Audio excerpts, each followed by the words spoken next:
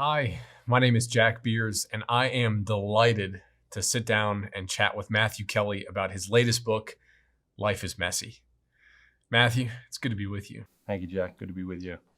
So, I wanted to start here, Matthew. I wanted to start with this is somewhere around your 30th book. How do you decide what to write and when the right time is to publish a book? That's a great question. I have this huge architectural chest, about 150 years old, in my office, my study at home where I write. And it was made to hold architectural drawings. So it has these huge drawers, and I had them divided into three.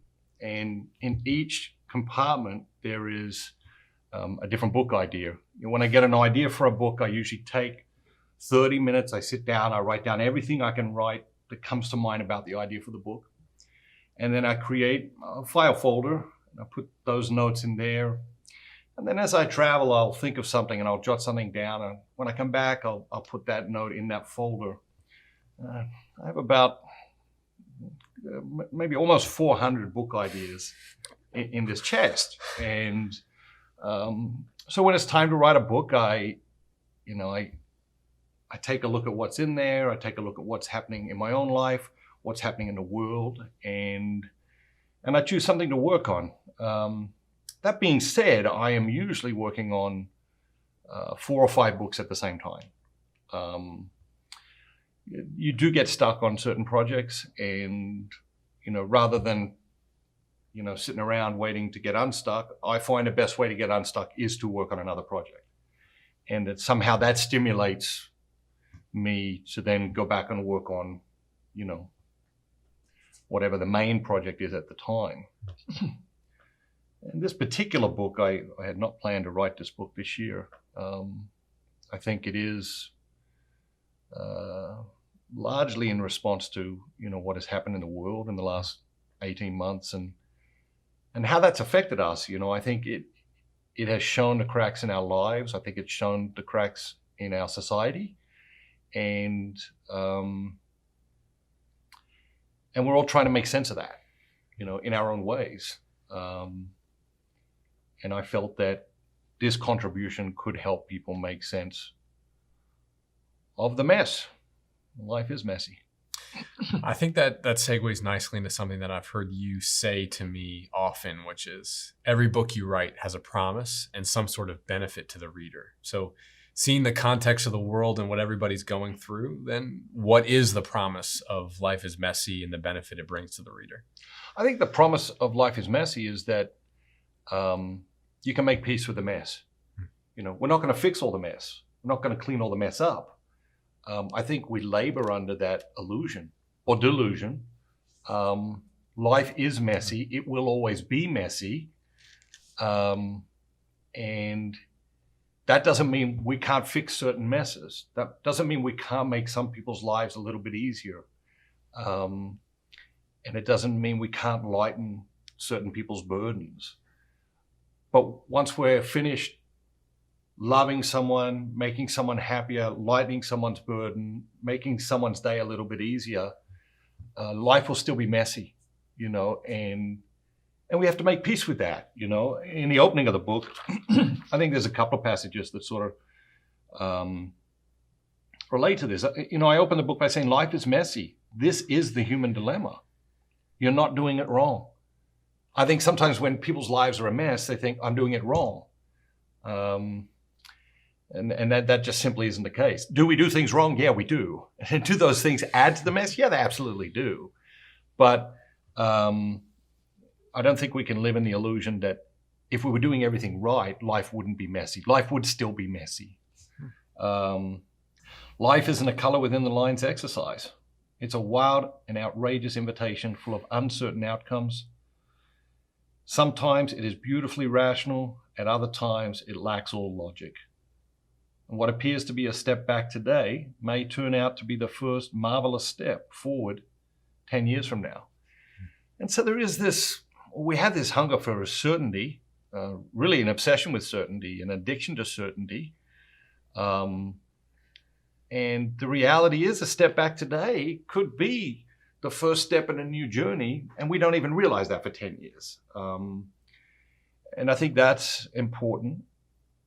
I think the other piece of the promise is to liberate people from shame and self-loathing.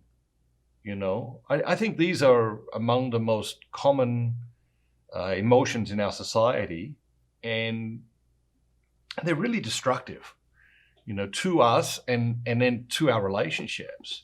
Toward the end of the opening part of the book, I say, everyone has their own mess to contend with. Our tendency is to think that we are the only ones with a mess, that our mess is messier, more embarrassing, more shameful than other people's mess. It just isn't so. You don't have to have it all together. Nobody does. And so I think learning to make peace with the mess is essential to living a fulfilling life and to be able to relate with people, in powerful ways. Because when we're caught up in shame and self-loathing in our own mess, it really creates a very self-referential context for our lives. And we lose awareness of who's in front of us and what they're dealing with and what their mess is. I think that is the promise of the book, is those two pieces. Is part of the book about calling to mind awareness of the fact that life is messy? Because I think about my own life. I read the book and I started thinking about my own life and times where my life got really messy. It was almost always the moment in time where I was least aware of how messy things were when I was just in it. So is part of the book trying to build awareness around the fact that just life is messy and we're never going to get away from it? I think part of the book is coming to the realization and being able to own the fact that my life is messy, and I think that certainly comes through in the book very, very clearly. I wanted people to know how, at different times in my life has been very messy, and that there are messes that I deal with every day. And so I think that for the reader to come to the conclusion, my life is messy, and that's okay. I think that's the awareness that I think you're referring to there. Yeah. Before we get into your mess a little bit, I wanted to see what people's early reactions have been to the title, Life is Messy. Yeah, so I mean, they've been reacting to that for many, many months as I've been writing. People are always asking me, what are you working on? What are you writing? What's your next book? And I would say, I'm writing a book called Life is Messy. And just this universal agreement, ain't that the truth? Tell me about it. So I think that probably more than any book I've ever written, it just seems to be resonating with people at this time. They hear the title and they're like, yep. And that has been, I think, a great affirmation, because writing a book is incredibly difficult, and I don't care how many you've written. In fact, I think it gets more difficult the more you write, because, if people have a good experience with one of your books, they have expectations. The expectations get ratcheted up every time they read a book. And so I think to have some affirmation through the process, because it is also a very solitary process. It's a lonely pastime. There are things that we get to do with teams, and it's incredible, right? To work with a team and to accomplish something together is a fantastic feeling throughout the process. Writing a book is not like that. It is a solitary activity, and it is, I think, psychologically draining, because I don't know. I don't know a good writer who doesn't think that what they're writing is ordinary, mediocre, inadequate when they're writing it, and even once they're finished writing it. But then we pass it over to the reader, and the reader gets to decide. And even a lot of that has to do with where the reader is at in their life, and will it resonate? Some books will resonate enormously with a person, and their best friend might think, not so much. Is it the book, or is it where people are in their life, how open they are to a message? You read a little bit from the book, and you mentioned that it gets harder and harder to write books the more and more you write them. I think one of the most interesting things about reading this book, Life is Messy, is that it's very different from anything that I've read from you in the past.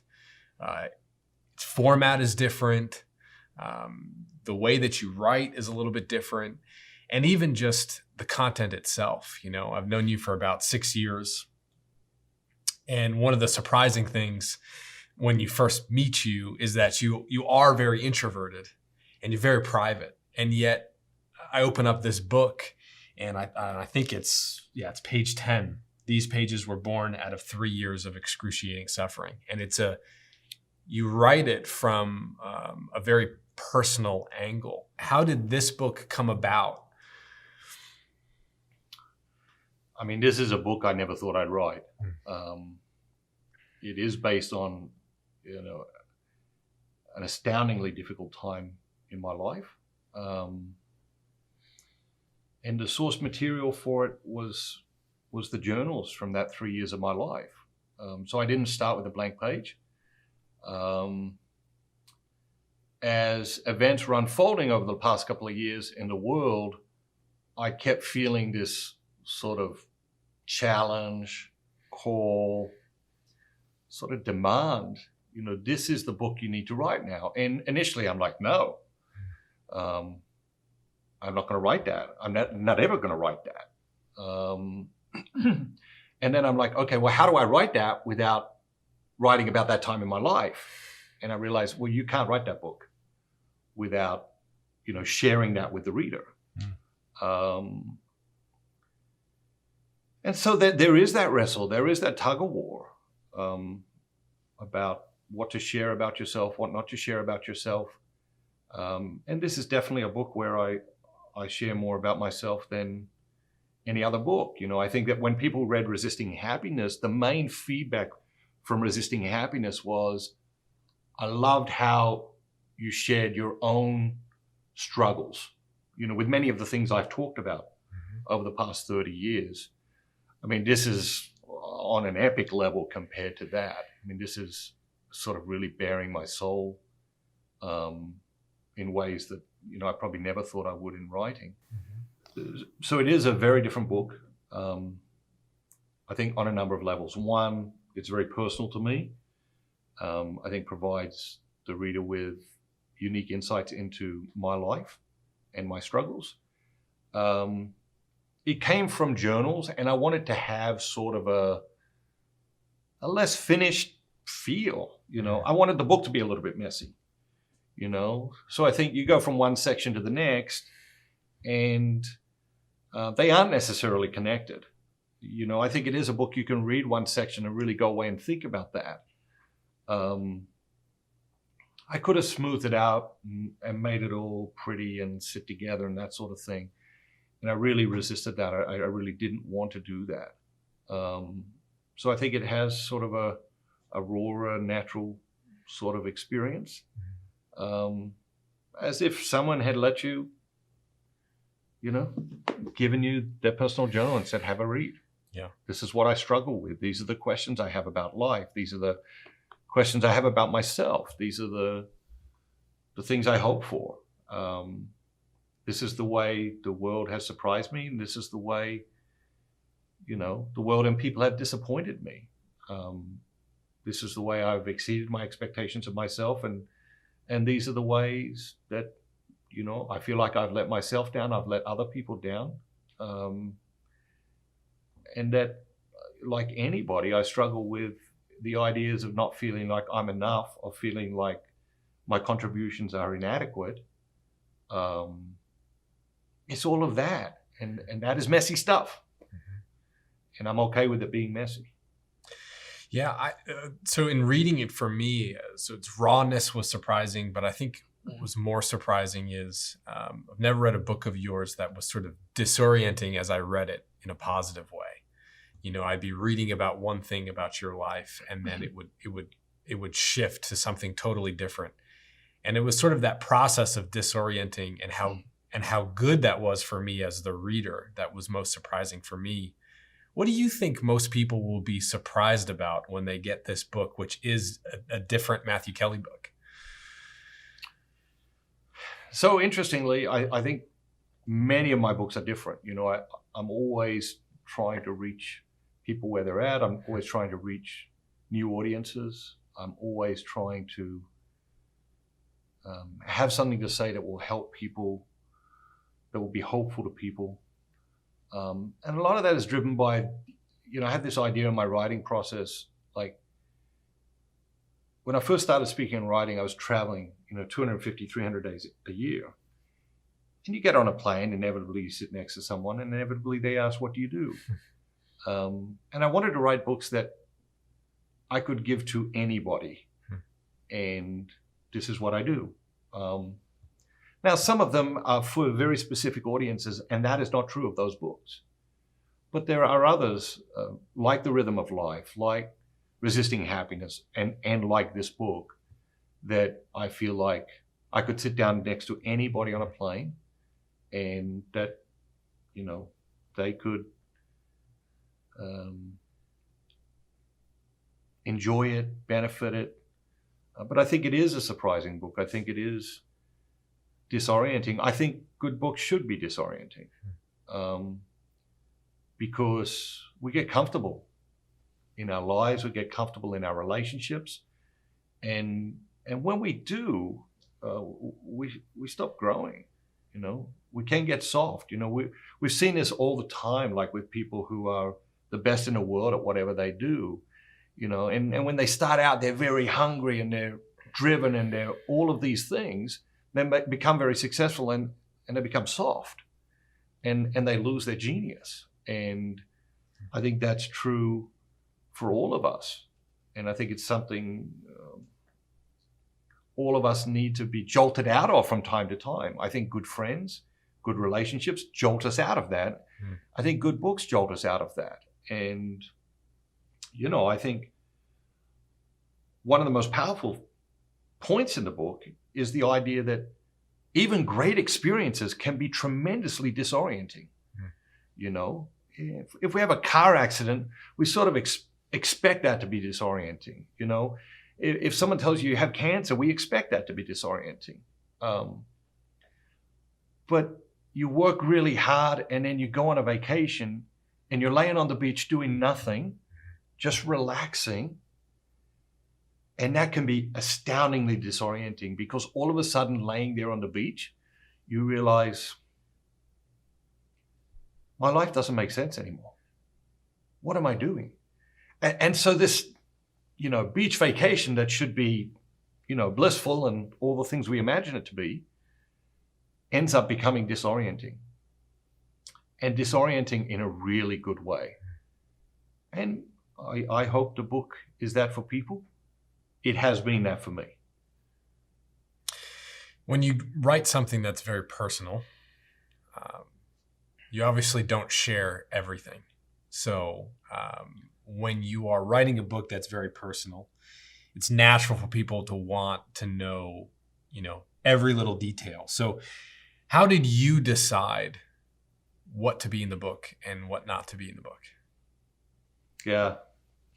I love music and I love lyrics. And I think great lyrics allow the listener to decide what the song is about. And sometimes you love a song. It's like it's part of the soundtrack of your life. Okay, and then you see the musician interviewed, and they tell you what the song is about, and it ruins the song for you. Because you can never forget what they said the song is actually about. But in your own heart, in your own mind, in your own soul, you have made that song about something else. And so I think great lyrics are specific enough to put us in the ballpark, but vague enough to allow us to personalize it. And this is a question I wrestled with this book more than any. And that's what I was trying to accomplish. I wanted to share my story, or part of my story, the messiest parts. But I wanted to share it in a way that the reader didn't get to the end of the book and say, this book is about Matthew Kelly. I want the reader to get to the end of the book and say, wow, this book is about me.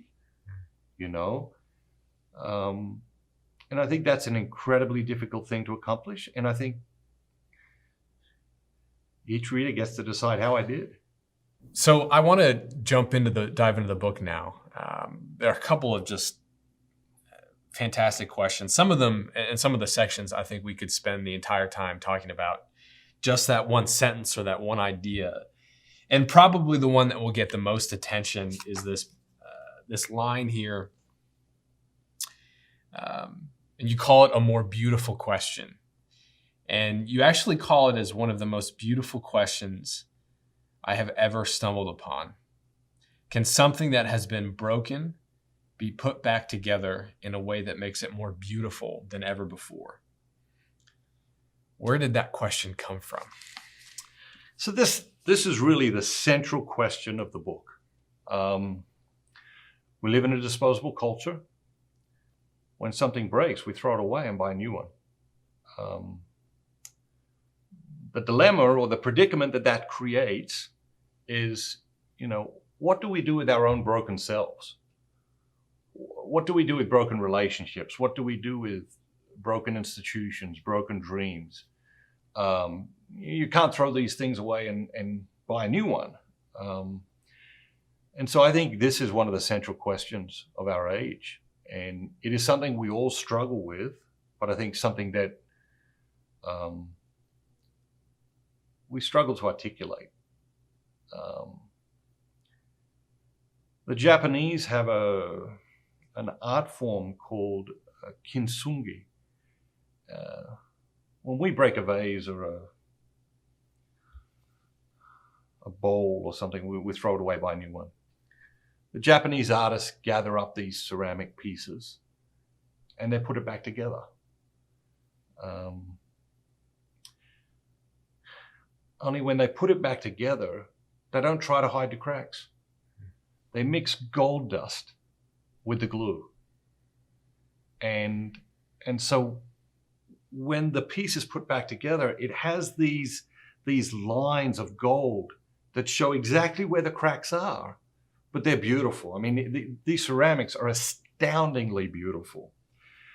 And so the idea is, the question is, can something that has been devastatingly broken be put together and become more beautiful than ever before? And in these ceramics, I believe we discovered that the answer is yes. The extension of the question and where the book really goes is, can someone who has been devastatingly broken be healed and become more beautiful and more lovable than ever before? I believe our default answer to that question is no. And I believe that is creating, massive sadness, anxiety in us all. Because it's sort of a hopeless proposition, right? And it simply is not true, and that is the conclusion I come to throughout the book for myself, and it is the conclusion that I hope the reader will come to is yes, you have been broken in your life. Yes, you have made choices, bad choices. Yes, you have been hurt. You've had your heart broken. And as a result of that, you are broken and wounded. But you can be healed. And you can become more beautiful and more lovable than ever before. Is my dream for the reader, is my hope for the reader, is that they can come to that conclusion, because I think it is an astoundingly liberating conclusion, and changes the way we look at ourselves forever, and changes the way we look at other people in their brokenness, in their woundedness, as they deal with their mess.